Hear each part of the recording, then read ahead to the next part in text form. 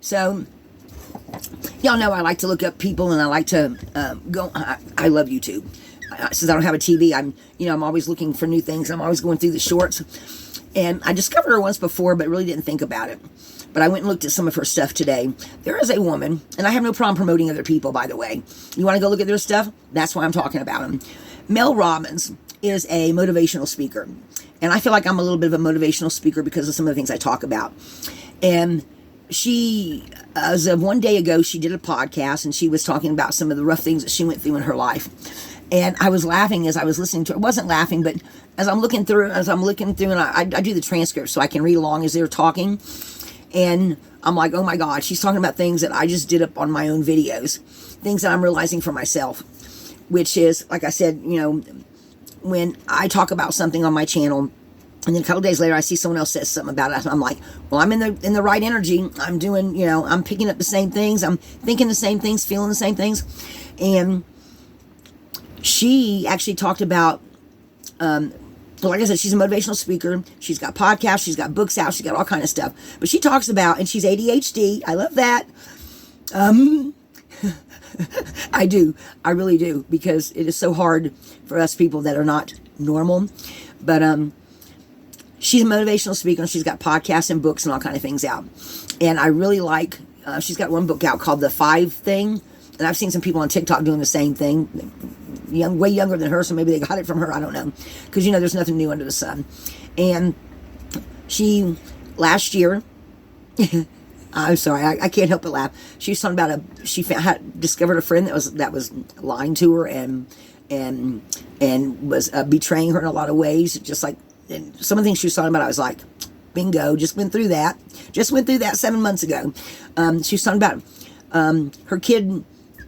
I don't know. Well, he may be grown, so I may be calling him a kid, and he's not. She's talking about her son, Oakley, wanting to do something that he had been scared about telling people about because he was scared that people wouldn't think much of it. And he finally decided that I forget what she said came about. You'd have to go look at it. She did it a day ago, so you can go here on YouTube and look at Mel Robbins and go to her channel and see what she uploaded yesterday. I didn't get the name of it, folks. But when I was listening to what she was talking about, what everything she was going through, I'm like, I'm not the only one. And she talks about that too. You're not the only one. There's nothing new under the sun. Anytime you discover something that you're feared of, that you're scared of, that a good so-called friend lied and betrayed you, somebody, a close friend stole money out of your wallet. I mean, whatever.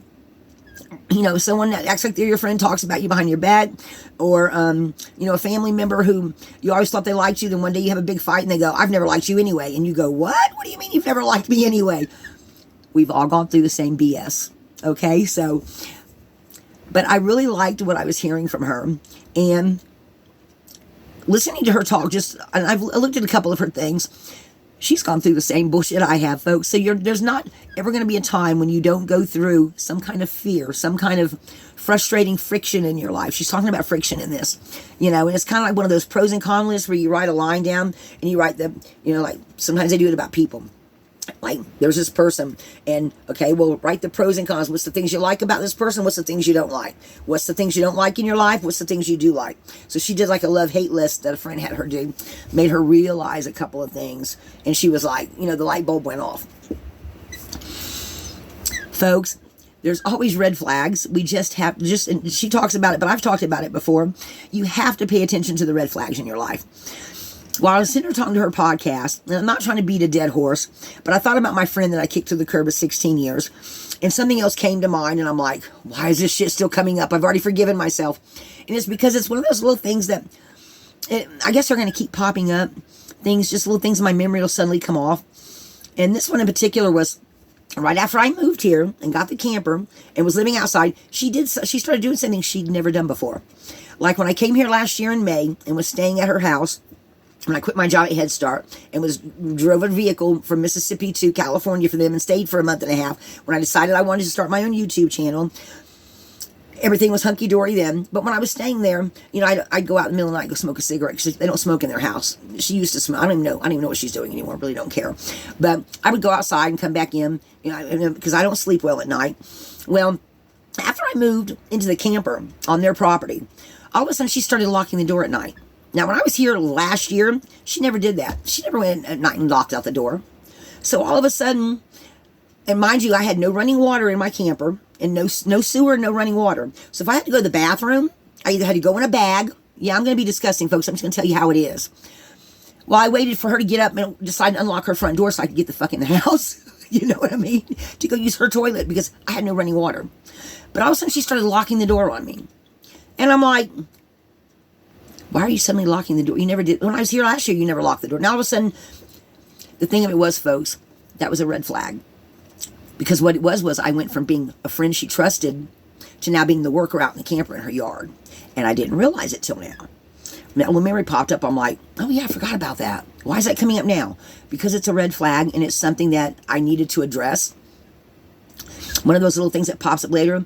Because, and then also too, when I'd work out in the yard, I'd hear her sneak to the front door to watch to make sure I was working. She never used to do that. When I moved here, it was on their property. I went from being a friend to being a worker. But that was, you know, and all those little things combined was what made me move on from that situation. So Mel talks about, you know, some betrayal yeah, she's gone through too. So folks, you're going to go through things that you are not the only one that's ever gone through them. When you get the red flags, please pay attention to them, because that is your life giving you lessons that you need to learn to move on to be a better person. That's the only reason why I'm bringing this up. And the fact that I really loved what Mel had to say. And I would suggest you go look her up. She's very motivational, very inspirational. And I'm going to be looking her up because even if there's nothing new under the sun, there's always going to be things that I don't think about on a day-to-day basis, that having them come back up that someone else talks about helps you to figure out how you feel about it. Because there's only one you. And you may feel about the same point, POV, which means point of view. You may think a little differently of it than somebody else. So it always helps to be able to know how you feel about something. That was one of my problems with my exes. Every single time I try to bring up something to him, he wouldn't want to talk about things. And he'd be like, I just don't care. And I'm like, well, David, the reason why you don't care is because you haven't thought about how you feel about something. That was a really irritating thing with me at one point. Because as I get older, and you will get older too, let's hope you have the luxury of getting older, okay? That's another whole topic. You have to stop and think about things sometimes to figure out where you stand and how you feel about it. And sometimes those will be things, you'll figure that out as you go through life, as something comes up. You'll hear someone, a friend, or even pass by someone say something, and you'll go, well, that was really cool, or not cool, or whatever the case may be. Then you want to sit and, gee, I never thought about that. How do I feel about that? And I have found that the more time I stop and say, well, how do I feel about that? The more I figure out who I am. The more times you do that, if you're not a deep thinker, and things just pop up and you think about them, then you let them go. Maybe sometimes you need to be reminded of them to figure out, because it helps you to figure out who you are, what you think, and it helps you to see your value and your worth as a person, because then you know how you think and feel about something. And knowing that, that is your strength. That is something that helps you figure out who you are and how you think about things, and that's what makes you special. You get what I'm saying? The other thing is that she was talking about is figuring out, what do you want to do in your life?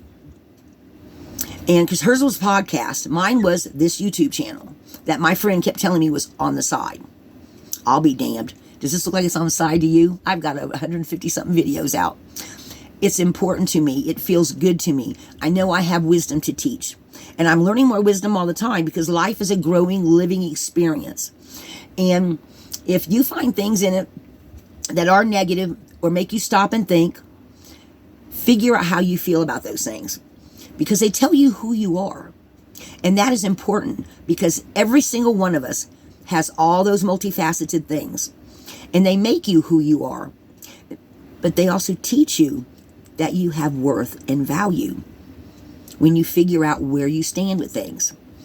That's a biggie, folks, to know where you stand. Because if you know what you stand for, you'll know what you won't stand for. And I've always had a problem. I had a lady tell me one time, you're too gray. Well, not everything is black and white. A lot of things are, but not everything. Some things, it just depends. And that was a lesson I learned from Andy Griffith, of all people, on Mayberry, when he was trying to teach Opie about the rules, like the pond that says no fishing or no swimming. And Opie had done something, I can't remember what it was, and he thought he had done the wrong thing. And when Andy found out what it was, he's like, he pulls him aside and he tells him, he says, let me explain something to you. And he says, I know you see the sign in the pond that says no fishing, but what if you're walking down the street and as you're passing that pond, you see somebody in there drowning? Are you going to just watch them drown, or are you going to wait in there and save them? Say you go in there and you save them. Yes, you broke the rules, but you did it for a good reason. You did it for a reason from your heart. You did it to save somebody. That's where there's gray, folks. So if there's the person that told me one time there's no white or no gray, she was dealing with high school students. I was just the mom of the high school students she was dealing with. There is gray. You just have to figure out how much gray. You have to figure out if it's a little bit of gray or a lot of gray. Then you need to figure out where you stand with it. And you face it. You make decisions every single day. But at any rate, I wanted to do this real quick because I'm realizing I'm getting off on a tangent here. And I just wanted to share that I found this lady, Mel Robbins, and I really liked what she had to say. And I really like motivational speakers to begin with because they make you think about things. Some of the things they make you think about, you'll run into, other things you don't, and you need to figure out, every time you hear something and you think about it, you figure out a little bit more of who you are, what you want to do, and where you think you might like to go, and not to let fear hold you back. So this is just another one of those hodgepodge videos, but I didn't want to bring Mel Robbins' name up because I loved a lot of the things that she had to say. Mind you, I haven't looked through all of her stuff, and she's got so much stuff out there, but anything that helps me to be a better person every day, that's what this whole channel is about. So if you want some motivation and you want to hear some good stuff, go look at Mel Robbins. She is definitely an inspiration. She's kind of cute, too. She's a little short blonde lady with some little black glasses, and she's just adorable. She reminds me of my friend Nancy. And Nancy, I'm going to call you and tell you about this video. So, folks, like I said, this is just a hodgepodge, but go look at Mel Robbins. I think she has some wonderful points to make. If you like this video, like, subscribe, and share. If you know someone that can get some use out of the information, please pass it on. If you just want to glance through it, that's fine too. I'm here to help as much as I can. And I also have a POV, point of view. So folks, this is Lana Scott, Lighthouse. Please have a wonderful day. New Year's is coming up. Keep your family safe and sound. You have a wonderful day. Lighthouse.